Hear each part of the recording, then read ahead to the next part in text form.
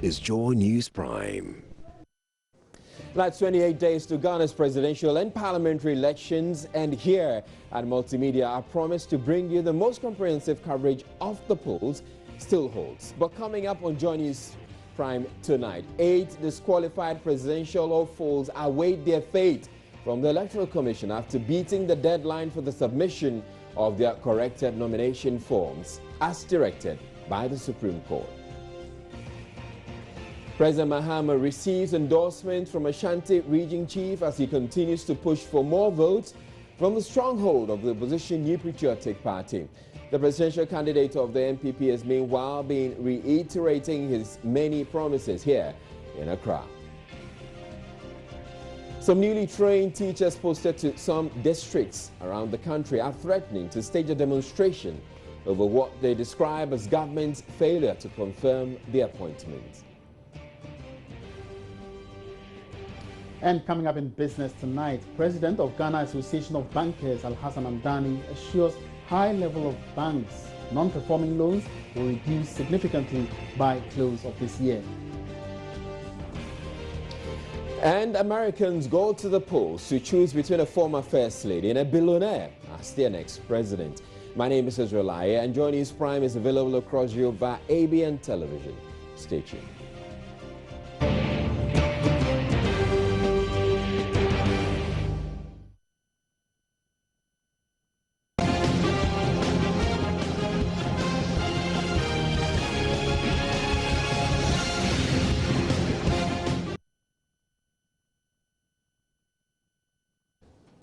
Now, a total of 8 disqualified presidential hopefuls managed to successfully submit their corrected nomination forms to the Electoral Commission on Tuesday ahead of a deadline given them by the Supreme Court on Monday. The aspirants are seeking to get their names back on the 2016 ballot after they were struck out for various errors found on their forms. There was quite a bit of uproar from the aspirants, however, after they were told by the EC more errors had been found with their forms. Communications Director of the Progressive People's Party, Paco Akon, tells Joy News they were told they had as many as 105 errors to correct. This morning, our lawyers went to the EC office to amend as directed by the Supreme Court. But unfortunately for us, when we went to do that, the EC told us that it is not the single anomaly they want us to amend, but rather the 100 they discovered yesterday. That is what they want it to be amended. But thankfully for us, when we came back from the Supreme Court and went to the EC and they told us there were about 100 anomalies that ought to be amended, we quickly called our people, our regional chairman, and they also went down to the constituencies, and as you can see here, all our people are here. And so we're able to amend those discrepancies the EC told us about. And so as we speak, we have been able to submit our nomination to the Electoral Commission. They have assured us that they will get back to us by 8 p.m. So we are all waiting anxiously for a feedback from the Electoral Commission. Well, Joseph Akable has been at the Electoral Commission virtually all day and has been interacting with some of the disqualified aspirants who are taking advantage of the Supreme Court lifeline. Good evening to Joseph. So apparently we had indicated in the headline that we had about 8 of the aspirants, disqualified aspirants, submitting or beating the deadline. But do you have an update? What's the update? When I checked from the Commission's office just before I rushed over here to the studio, the number had increased to 10, and we have been told that all 10 made it just before the 5 p.m. deadline. So as it stands, official number is 10. Right, run us by the 10 who made it. So we have the UPP, we also have that of the UFP, we have that of the IPP, the PPP, GCPP, DPP, PNC. We also have the independent presidential candidate Kwame Siedu Walker. We also have the NDP as well as the Great Freedom Party. Madam Ekuadoko's Great Freedom Party. Now, but there was, now let's go back to the controversy and the drama before they eventually managed to submit. This was when the aspirants got to the Electoral Commission, only to be told that the errors that had been identified had gone up significantly. So tell us about some of the parties and the errors, that the number of errors that were identified and what these errors are. Of course, for the many people, the focus would definitely was actually on the Progressive Post Party, Dr. Ndung's party, the party that actually took the matter to court. Now, they were fortunate enough, they went to the office of the commission yesterday. They were informed that the errors were more than the one that they had thought they were coming to the office of the commission to correct those errors. So they were the very first to come in early. They came first to correct that first error, and that had in actual sense to do with the fact that one Richard Aseda had subscribed more than once for 2 different districts. So he came in, they took him off the list, and they brought 2 new subscribers. Now at that point they thought they had finished, but the commission again reminded them that yesterday when you came over, we told you there were some 105 errors that we were supposed to correct. So at that point, the team, his 2 sons were actually there. They had to rush out over to the party's headquarters. And the indication we got from them is the fact that just yesterday when that announcement was made, they brought down all the 432 subscribers who subscribed from Dr. Ndung from all parts of the country, as far as the Upper West, the Upper East, all across the country. They brought them over to the party headquarters. And in fact, they said they even had more than that number, all waiting patiently. Just in case. Just in case. So once they come over and there is any talk about any error with anyone's subscription, they just have to replace and get someone else onto it. So that was for the PPP. How about the APC? For the APC, the General Secretary, Razak Poku, he came in. They also got their form yesterday, actually. He also came in. It was very brief. He went in with amendments and presented the form. For a good number of them, they were running away from the cameras. They don't like to speak because they are still of the view that it's one issue that the Commission still has the final say, despite the window of opportunity the Supreme Court has offered to them. So the General Secretary came in and presented their form back to the Commission. Right. So what are the aspirants saying after submitting their forms now? I guess they're hopeful. For most of them that we interacted with, they feel they've done their part. You get a sense of confidence in the fact that once they've been able to make their amendments, they hope the Commission will be able to accept the form. You get a sense that they were not happy about the fact that they couldn't get a communication immediately from the Electoral Commission, but they are still patient and they are hopeful that are going to get some good news from the Commission soon. We have been in court on 3 occasions, and indeed, next tomorrow, the 10th, we're supposed to come back for a judgment by the High Court. But I think the Supreme Court ruling put everything away and said we should try and make the corrections and present them by 5 p.m. So I think PNC has done its part. I want to take this opportunity to thank everyone, God first. I want to take this opportunity to thank the Electoral Commission. Those of you who have been following my political career will understand that since 2004, I've been insistent that we build strong institutions with systems in those institutions that work for every Ghanaian. And so when the EC flexed their muzzle this time, I understood it in that direction, that they are trying to build a strong institution with strong systems. At this particular point, even with my experience and my stature, I'm a pupil. I have performed a test. It's the teacher who marks. The Electoral Commission this time are the teachers. They will mark. They make this determination, not even the High Court. The Supreme Court said, go back to the EC. The Supreme Court didn't say you are qualified. So we will all, defer to the EC to do what they have to do.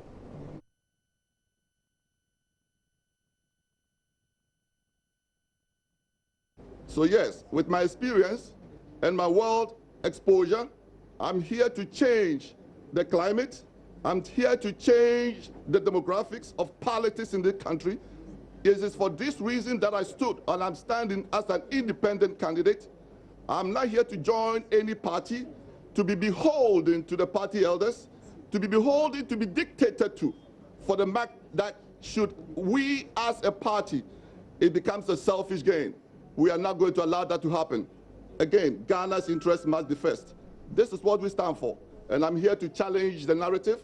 This is what we are. And Kwame C.D. Walker, a young man born in Latte, Ekwapim, grew up at Cape Coast, Ghana National, Cape Coast. Again, if I may be selfish, it's for no reason that I went to Ghana National, the school that our first founding father, Ghana National, Kwame Nkrumah, founded. It may not be a coincidence that I've been influenced by him. He was also an American influenced. He came on and took the challenges to develop this country the fastest ways possible. I believe we can do it again. It is for this reason that our slogan says it. It says it all. We are here to reclaim and to rebuild Ghana at the fastest way possible. We must do it now. Ghana must be built anew.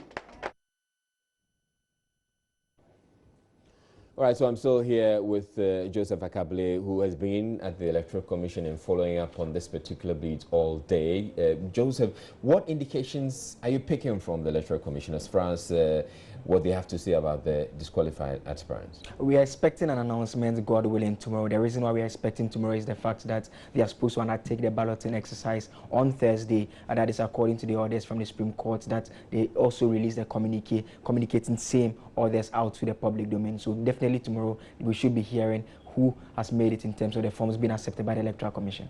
All right, thank you very much, Joseph Ackah-Blay. And Joseph Ackah-Blay is he's been a man at the Electoral Commission all day. Meanwhile, the Ghana Center for Democratic Development, CDD Ghana, fears the new twist to the disqualified aspirant saga has the potential to create political chaos. In a statement released Tuesday, the center says failure to manage the situation where the EC and the 12 disqualified aspirants are in a standoff over correcting errors on their nomination forms won't augur well for Ghana's democracy. The center says it is dismayed by the news that the EC at this late stage in the electoral process claims it has discovered new errors on the nomination forms of the disqualified presidential aspirants, adding failure to manage the electoral process wisely puts our democracy at risk. The center respectively calls on the EC to pull back from the brink of electoral and potential constitutional chaos, as well as the collapse of our nascent democratic experiment, and to allow the disqualified aspirants to correct the errors that formed the basis of their earlier disqualification, the statement said. Now, in the CDD's view, the claim of new errors after the Supreme Court ruling is manifestly unfair and a breach of administrative justice. It says quick compliance with the orders will afford the EC a little more time to carry out critical tasks ahead of this election, including educating voters about the voting procedure, as well as some of the new innovations it has introduced to deal with rejected ballots and the transmission of results. Still on the disqualified aspirants, or the EC, the former commissioner of the Commission on Human Rights and Administrative Justice and Short Failures, Ghana may be plunged into a constitutional crisis if the multiplicity of cases being brought against the Electoral Commission is not resolved as speedily as possible. Justice Short describes the recent developments between the EC and the disqualified presidential aspirants, in which the Commission has identified many more errors in the nomination forms, as disturbing. He is therefore urging the Electoral Commission to develop a timetable that would ensure that nomination and disqualification processes do not occur too close to the election date going forward. He was speaking at the launch of a new voter education initiative, Vote Match Ghana, in Accra by the Africa Center for International Law and Accountability. If these actions continue, we might be faced with a constitutional crisis if the elections cannot be held on the 7th of December, you know. I find this new development where the EC is saying that it has discovered new irregularities in the nomination forms very disturbing, because one would assume that in the initial scrutiny of the forms, every irregularity would have been disclosed. So if the EC disqualified these candidates on specific grounds, and the Supreme Court has now said that they should be given the opportunity to go back and to correct the errors and so on, I find it strange that the EC is now, at this late hour, is now discovering new irregularities which might be used to say that these candidates are still disqualified, and then we'll have to go back to court. So this is quite a very disturbing development, and I hope that the EC can find a way of ensuring that, you know, we avoid multiplicity of actions, which would make it very difficult for us to hold the elections on the 7th of December. Now, security analyst Dr. Kwesi Enning also says the Council of State and Peace Council must, as a matter of urgency, step in to diffuse growing agitation over the Electoral Commission's handling of the disqualification of some presidential hopefuls seeking to contest the 2016 election. This was after the EC on Tuesday gave an indication to some of the disqualified aspirants it had identified more errors in their nomination forms. Dr. Enning says the EC must comply with Monday's Supreme Court ruling, directing it to allow the aspirants to correct the initial errors identified. At least 11 of the political parties were on Monday given another chance by the Apex Court to correct errors on their nomination forms after the Electoral Commission had disqualified them. There was, however, fresh concern about new errors the EC claims it has identified on the forms of parties, including the PPP and the NDP. Dr. Kwesi Enning says, in the interest of the nation, the EC must come clear on the exact errors wants the candidates to correct. I cannot make a correction to a mistake I've made as assessed by you if I don't know the mistake. So there are fundamental, commonsensical, practical reasons why the EC, taking into consideration the larger, more critical national interest and stability issues, must engage the parties and to ensure that if those mistakes are dealing with ticks instead of crosses in boxes, then they can be done as quickly as possible. It is not in the interest of only one institution to say these are the rules and I'm going to interpret them as stringently as possible and in my own time and as and when I want. No. I think the national interest, and the national interest here is the peace of mind of Ghanaians to go about their business and to vote and to let this country continue running. That is what must guide every single decision that's made. Meanwhile, the National Peace Council says it is important for the EC to desist from putting any more impediments in the way of the candidates. Council Chairman Reverend Professor Emmanuel Asante wants the Commission to refrain from behaviors that will be construed as a deliberate attempt to get some persons off the ballot. The spirit of the ruling is that they should be given opportunity also to be part of the whole process. And I would wish that the Electoral Commission would do the best that they can to ensure that the spirit of the ruling is carried out. I will humbly plead with the EC to be circumspect, and for the sake of the peace of Mother Ghana, ensure that they do right things, help them to do right things. Of course, I mean, at the end of the day, if somebody hasn't done what is expected of them once they've been given the proper opportunity and hearing, they still have not been able to do it, they will have themselves to blame. But the EC should not give the impression that they are out there simply to ensure that some people are disqualified. That is the impression that is being created. And they should disabuse the minds of the public by showing that they are ready to really help these ones come on board. Both speakers were speaking on the sidelines of a book launched by the Kofi Annan International Peacekeeping Training Center on managing election-related conflict and violence for democratic stability in Ghana. Matilda Pamaga for Joy News, Accra. Watching Joy News Prime, still to come, President Mahama receives endorsement from Ashanti Region Chief as he continues to push for more votes from the stronghold of the opposition New Patriotic Party. The presidential candidate of the NPP has meanwhile been reiterating his many promises here in Accra. We'll be back in a bit, please stay tuned.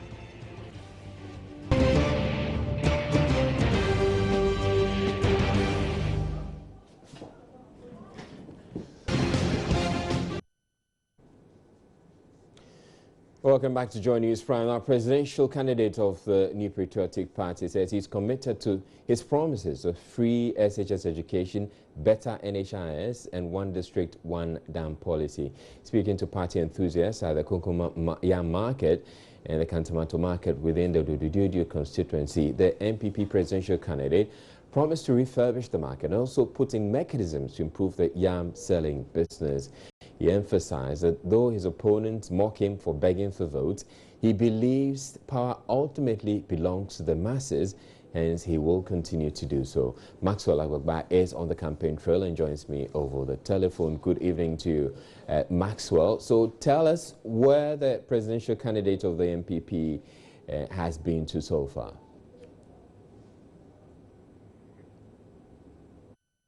Hello, Maxwell, if you can hear me, tell us about the rounds made by the NPP presidential candidate so far.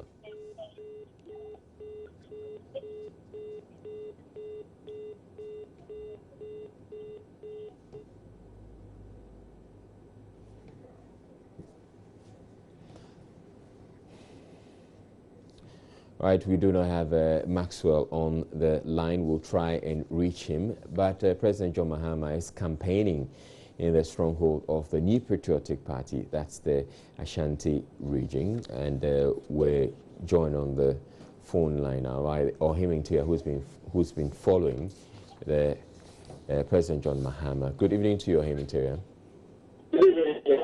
All right, so tell us about the places the candidate, the flag bearer of the president has been.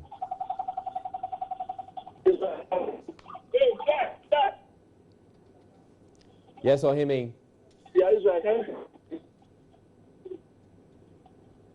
Right, it looks like the telephone line to Ohiming is not the very best. We'll try and re-establish contact with him. Meanwhile, a constituency parliamentary debate slated for Tuesday in the Sunyani East constituency was called off after chaos broke out just before the event. A supporter of an independent candidate, Ambassador George Kumi, is said to have pulled out a gun during a confrontation with supporters of the New Patriotic Party candidate Kwesi Ameh-Akyere. The police had to be called in. Precious Semeve sent in this report. The NCC debate was to afford all parliamentary candidates in the Sunyani East constituency opportunity to sell their messages to the electorate. Speaking to Joy News, NPP Sunyani East constituency communications director Maxwell Mahama accused the ambassador of not having any message for the electorate. His campaign manager was late, and all of a sudden, when the campaign manager had entered the chapel, he saw me sitting down just behind the people, and then he started, warning me that I will let you leave this town and go. So the supporters also heard him, saying that he will let me leave this town, and then all of a sudden we saw this noise around. Meanwhile, a sympathizer of the ambassador, Raphael Kugbaji, told Joy News that there was not enough protection for the candidates as it took the intervention of God to avert further attacks on the independent candidate. To my surprise, I did not see any protection for these aspirants, and they were left to the mercy of, say, criminals, in quote. And honestly speaking, it's not safe for the good people of Sunyani to witness any discussion whatsoever at the Methodist Church. I see it to be something that it needs additional education, that we are not voting there, but it's about your ideas to the people. The Sunyani Municipal NCC Director, Eric Edu, who confirmed the cancellation of the Sunyani East parliamentary debate to Joy News, also said they took the decision after consultation with other stakeholders. He expressed disappointment at the turn of events, but urged the security officials to map up a strategy for the constituency ahead of the December 7 polls. Looking at the time left, about 29 days to the election, how possible can we also do this arrangement? And we have spent a lot of resources in organizing this in terms of financial and even our own strength and everything. So it's very, very pathetic for this thing to happen. And it tells us that we cannot say that we come 7 December, everything will be okay. It means that we will tell our brothers and sisters who are in the security agencies to also watch it, because they have been here to witness what happened here. So it tells them that they have a lot of work to do. Now, returning to our earlier story on the campaign trail, where the presidential candidate of the New Patriotic Party says he is committed to his promises of free SHS education, better NHIS, and the one district, one dam policy. He's been speaking to party enthusiasts at the Kukuma Yam Market and the Kantamanto Market. Now, Maxwell Agbagba has been following him, and he joins us live on the telephone now with the very latest. Good evening to you, Maxwell. Which other places has the presidential candidate of the NPP been?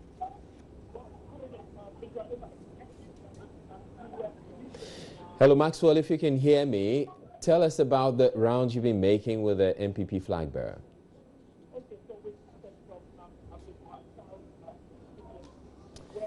We do not have, Maxwell can't seem to hear me. President John Mahama is also in the stronghold of the New Patriotic Party, that's the Ashanti region, where we're told that he's been endorsed, or he's received an endorsement from one of the chiefs in the region in his bid to push for more votes there. Ohiming Teria is on the line. He's been following him. Good evening to you, Ohiming. Israel. All right, so tell us about this endorsement the president received from the chief.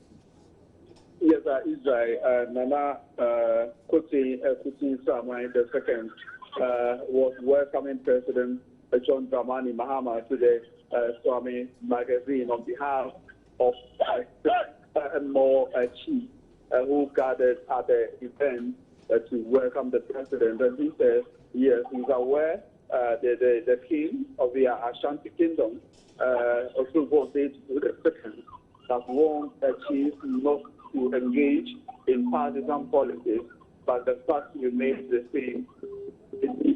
President Dramani Mahama has performed creditably, and he used his own community as an example that before the NDC administration, federal government had come, but unfortunately his community did not see those roads constructed or started for them. But President Mahama's administration has started those roads, and mentioned a couple of those. That has also seen improvement.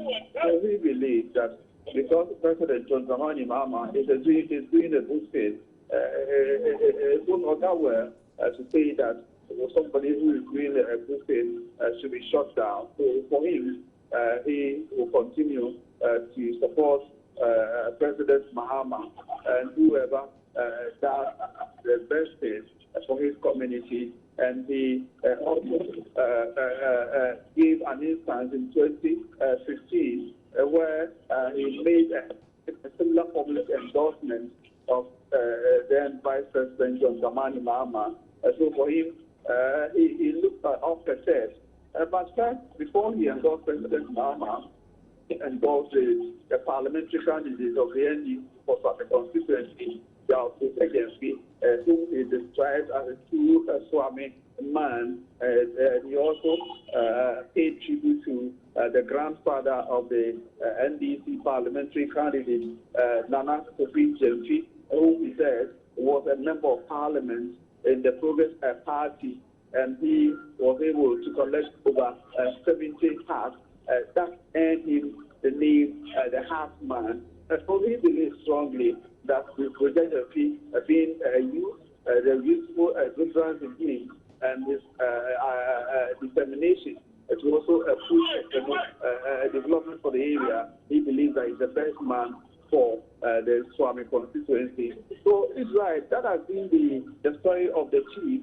For me, at the point, I was thinking that once he brought the issue of the Asante in, that would have served as a warning for him or a deterrent not to go ahead with the endorsement.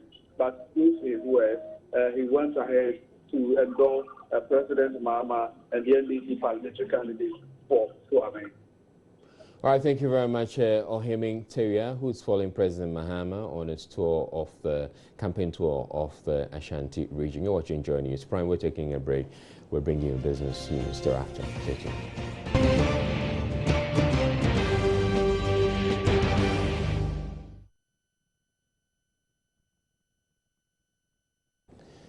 Welcome back to Joy News Prime. Some newly trained teachers posted to districts in the Ashanti region are threatening a demonstration over the authorities' failure to assign them to schools.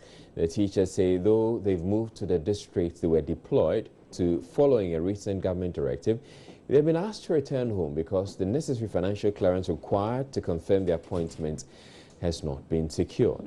Emmanuel Boachi, who led several of his colleagues to Love Firm in Kumasi to put their case across, says government needs to clarify the issues regarding their deployment.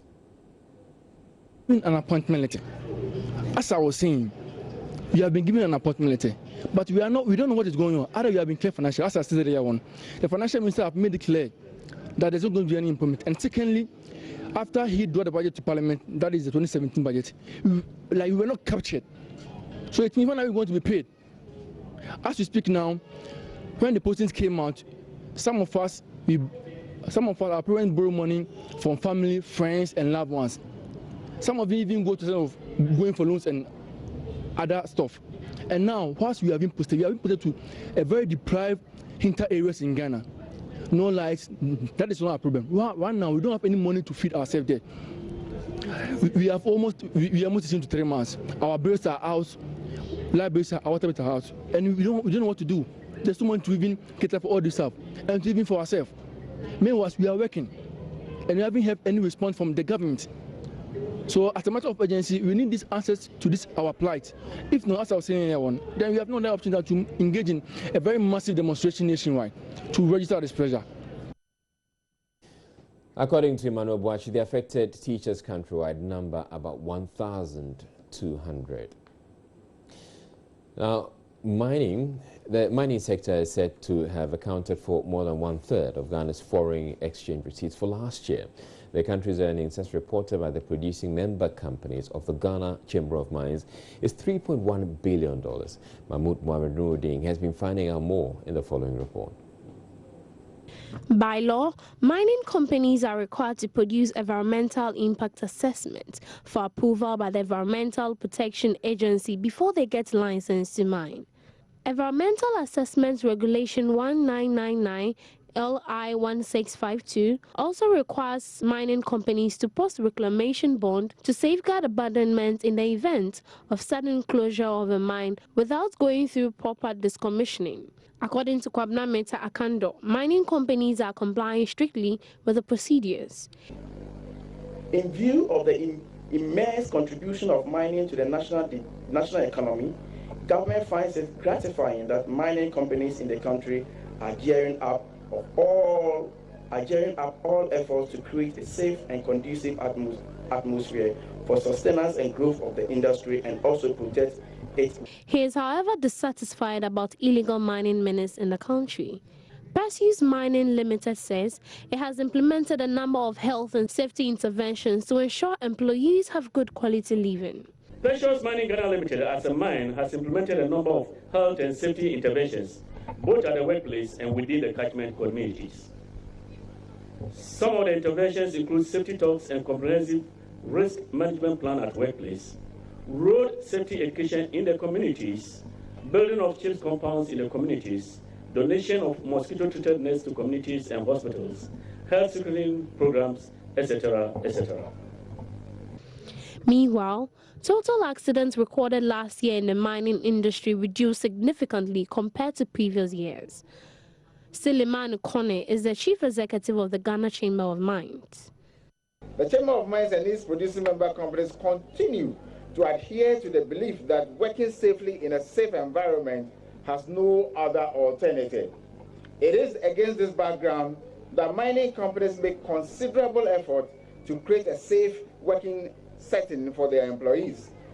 Distinguished ladies and gentlemen, the total incidents recorded last year by the mining industry reduced significantly relative to the preceding years. Specifically, the number of fatalities declined from 11 in 2012 to 5 in 2015, while serious accidents dropped from 72 to 16 over the same period.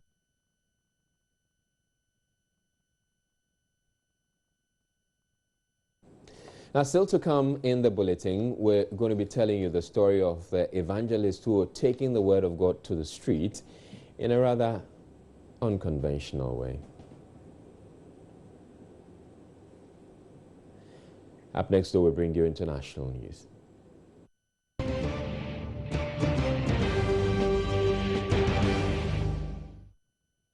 Debates all this while. He joins me now. Good evening to you, Evans. Well, good evening, Israel. All right, so I believe Americans are out there voting to choose between a former First Lady and a billionaire. How are the polls going so far? So far, so very quiet, so very peaceful, so very orderly. And people have been going about the duty of electing the new president for the United States of America quite calmly. So far, all the rounds I've been to is only one precinct, a voting station, as we call it here, where I've seen that they had a slight challenge in the morning. About 25 minutes, the machines were not working properly, but that was fixed. And the voting started. Most of the precincts you go, people are filing in orderly, in an orderly fashion to cast their ballots and exit and go on and wait for the polls. The first results are coming. We're expecting the first results. The polls will be closing very shortly. For the first results are coming another hour or so from now. All right. How different is the voting process in the U.S. from what we have here in Ghana? Well, in the U.S., it's slightly different. I mean, in Ghana, to start with, in the U.S., we don't have one commission where the votes, every vote is sent for it to be counted and declared. That is a major difference between what we have here and what we have in Ghana. In the U.S., every vote, the elections are state-run, are pretty much local. And so you won't find a situation where the elections are done and you find one person in a capital holding a press conference to declare who won, because once it's declared in the state, it becomes official, and it's simply, it's mainly really the TV networks that most people rely on to call the elections, and that essentially everybody takes that and runs with. That's a key difference that you see here. But also in these elections, the role of monitors and agents is pretty de-emphasized. It's a system that has stood the test of time for so long that it's not always that you find monitors in these elections. But I've seen monitors today in some of the polling stations I've been, both for Republicans and for the Democrats. Also, mostly because of what we heard Donald Trump say. Still, he's not indicated whether he will accept the results or not. In fact, today he's been on radio, he's been asked that same question, and he will not commit to accepting the results after. In fact, what he said is he will accept the results if he wins, and that's one of the key things that is fueling a lot of concern among voters I've spoken to today. All right, now there's always talk about exit polls. How do they use the exit polls to give us an indication that maybe one candidate is going to win? Yeah, I mean, the thing about exit polls is, in this part of the world, is it's central to calling the elections. In fact, that is the networks, the TV networks, are, most importantly, will be using to call the elections here. They're using exit polls, and these exit polls are not exact. It's not like they're speaking to every single voter. They have a sample, and that should tell them who's going to win quite firmly. And so, yeah, it's pretty important here, and it's a thing that they rely on. But I understand that since what happened in 2000, where the vote became very contentious, most of the TV stations using the exit polls had already declared the elections over and called it for one candidate. The TV stations and the networks here are a bit careful now. But they will still use it, but they wait a few more hours to make sure everything is checked and, based on the history of the particular place. And so we're going to see that again play out today. CNN, Fox News, all the reputable networks, everybody will be glued to their seats waiting to hear what they say, because that's where I guess the elections are called, and the parties will know. The Democratic Party, as I speak to you, right across my hotel is the Democratic Party headquarters. They have their own systems in place to tell if they're winning or losing. They will know way before the TV networks do know. And so I'll be there. We'll know very early how it's going. We'll bring our listeners the reaction. How soon will this be? In a couple of hours. The first results should be trickling in quite slowly in a couple of hours. In the state in which I am, in Iowa, the polls will close at 9 p.m. 9 p.m. should be around 3 a.m. Or so Ghana time. And so, yeah, by the time you wake up, you know the results by then. But it's around 3 o'clock local time here. And so we're waiting a few more hours, 2 hours maximum. The first few results are coming, and we'll know. And something that will interest you, Israel, already Donald Trump has filed a suit in Nevada challenging the early voting that had been done there. And that he's alleging that the voting rules had been breached, and so he's had his lawyers file a suit already in Nevada challenging the results, the voting that had happened. And so, yeah, I mean, the indication is if he doesn't win, that's the route he's likely to go. Start a huge legal fight, hoping that what happened in 2000 might happen again, where he will win through the courts and not necessarily through, of course, what we're going to see today in terms of people turning out and voting. Right, thank you very much, Evan Smith, and we wish you Godspeed. Evan Smith is head of our political desk here at Joy News, and he's covering the U.S. elections, and he will continue to bring us updates. Indeed, we have a program later on tonight that's going to monitor the whole process, so you stay tuned for that. We have Dr. Eche Sekanku. He's quite knowledgeable on U.S. elections. He will be presiding over that program or hosting that program. We're taking a break on Joy News Prime. We'll be back with more.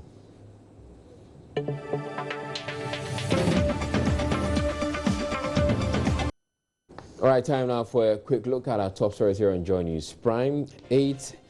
10 disqualified presidential hopefuls are awaiting their fate from the Electoral Commission after beating the deadline for the submission of their corrected nomination forms as directed by the Supreme Court.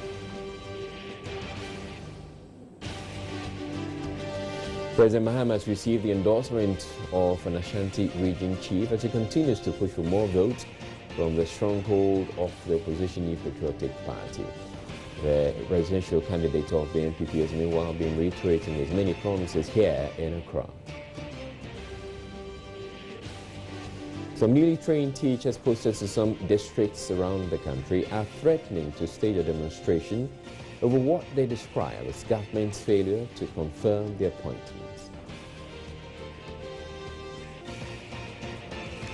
President of the Ghana Association of Bankers, Alhassan Ndani, assures high level of banks' non-performing loans will reduce significantly by close of this year.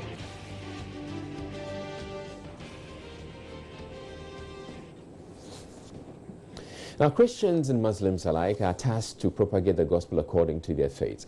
For several decades, the faithful have taken their messages to street corners and neighborhoods with megaphones, whilst others have made public transport their pulpits. But there are others who have started off or who are taking the gospel to the streets in a rather non-conventional way. Maxwell Agbagba has been following these preachers. We give you glory, Lord, as we... It is a Friday, as many commuters are stuck in the Friday rush hour traffic. These youngsters who are part of the group called Word on the Streets are getting ready to position themselves at vantage points on the busy Accra and Sawam Road. Here, their mission is to propagate God's message, holding up these placards with different verses of the Bible. Hello. I want us to just begin to thank God for this great opportunity to meet Ernest Bediakon. He's in his mid-20s. He describes himself as a party freak when he was a student at the Ghana Telecom University College. Ernest tells me how he started Word on the Streets. Also on his vineyard. Begin to pray right now. I kept having dreams of myself holding a placard with a message on it, Jesus loves you, in my school. And to be someone in my school, I mean, one of the nicknames I was known for in my school is Rokoto. And I was a party guy. I would organize drink outs with my very good friend. We have, I mean, all the fun things you can think about. Although outside the school, I'm known as a Christian, but on campus, I have another life, like most of us really do. So it was very difficult for me to actually stand in my school holding a message, say Jesus loves you, because everybody in the school knows my past. And everybody there knows the kind of life that I live on campus. So to come and do the contrary to what I'm preaching would be a mark that I really didn't want to. I thought God was destroying my pride. God was just trying to tarnish my reputation as both for myself on campus. So over time, I realized that the Lord really wants this done. It kept coming in visions, and each time I picked my Bible to do my quiet time, the Lord shows me scriptures. Ernest has never been outside Ghana, but through social media, the group he started some few months ago now has branches in Nigeria, Italy, and other parts of the world. In Ghana, we have close to about 16 chapters. 16 chapters. And in Nigeria, we have 9. You established Word on the Street in Nigeria too? People from Facebook just contacted us. They want to start the same thing. They want to run with a vision. So we give them a vision. I've never been outside Ghana, but they started in Nigeria, in Italy, in South Africa, and in India. Yeah. So in Ghana alone, how many members do you have? In Ghana, honestly, I can't really give you an but let's say a rough estimate. We should have close to about, at least we have about 500 and something people. The challenges these young ones encounter in doing God's work are enormous. Curious commuters peer through car windows to see these still-looking humans holding placards on the streets. There's also the danger of crossing the busy highway daily. Oluwatoyin is a member of the group. She says she wants to win souls for Christ. It feels fulfilling, yeah, and I was motivated to do this because I wanted to do something that would give back to the Christian world, like that, yeah, and then serve God in my own way. There appears probably as someone screaming, "Thank God it's Friday." But for these young ones from Word on the Streets, it is time to share God's word. They may not have the resources to be able to buy the airtime on radio or on TV, but they have the youthful exuberance to share God's word on the streets. As we honor you, you are From the streets of Tesano here in Accra, my name is Maxwell Agbagba for Joy News. Up next, we bring you entertainment.